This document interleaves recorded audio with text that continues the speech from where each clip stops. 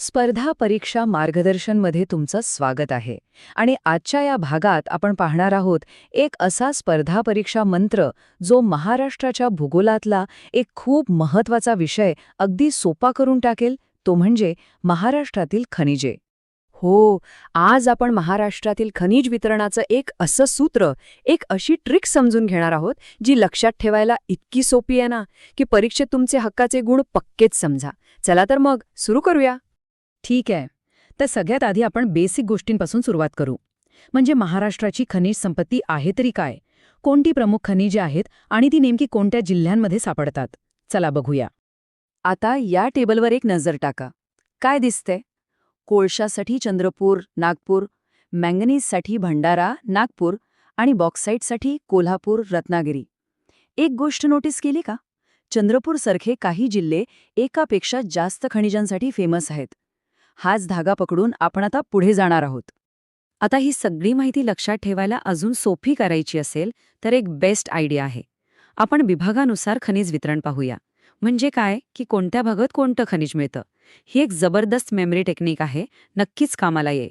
चला सगळ्यात आधी बोलूया महाराष्ट्राच्या पूर्वकडील भागाबद्दल, म्हणजेच विदर्भाबद्दल. विदर्भ म्हणजे खरं सांगायचं तर महाराष्ट्राची खनिज तिजोरीच आहे. इथे तुम्हाला कोळसा, मँगनीज आणि लोह खनिज ही सगळी महत्त्वाची खनिजे प्रचंड प्रमाणात सापडतात. आपल्या ऊर्जा आणि उद्योग क्षेत्रासाठी तर हे सगळं खूप खूप महत्त्वाचं आहे. बरं, आता विदर्भातून थेट एक लांब उडी मारूया आणि जाऊया पश्चिम किनारपट्टीवर, म्हणजेच आपल्या कोकणात. आता इथलं चित्र आणि इथली खनिज संपत्ती पूर्णपणे वेगळी आहे बरं का.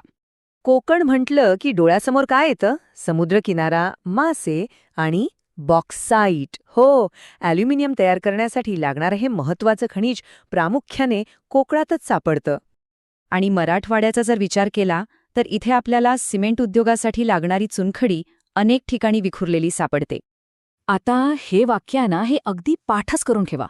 चंद्रपूर जिल्हा हा महाराष्ट्रातला सर्वात महत्त्वाचा खनिज पट्टा मानला जातो.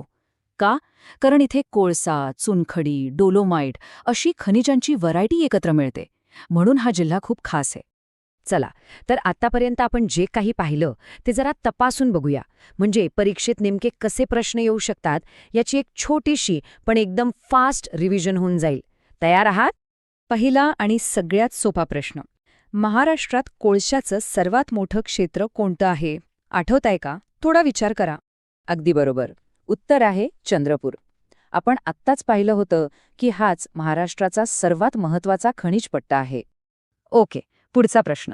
मँगनीज उत्पादनासाठी कोणते जिल्हे प्रसिद्ध आहेत? चला, पटकन सांगा. आणि याचं उत्तर आहे भंडारा आणि नागपूर.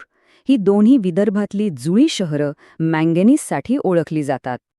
आता येऊया लोह खनिजाकडे. महाराष्ट्रामध्ये लोखंड मुख्यत्वे कोणत्या जिल्ह्यात सापडतं? तर याचं उत्तर आहे गडचिरोली.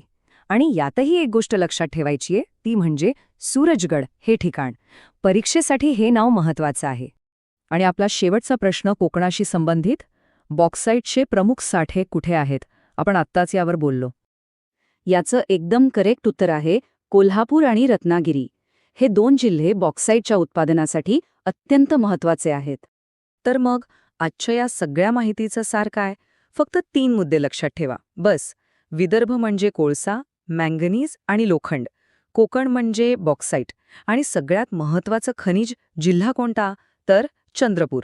हे सूत्र लक्षात ठेवलं ना तर परीक्षेत एकही गुण चुकणार नाही. तर ठीक आहे मित्रांनो, या व्हिडिओमध्ये एवढेच. भेटूया अशाच पुढच्या व्हिडिओमध्ये. धन्यवाद.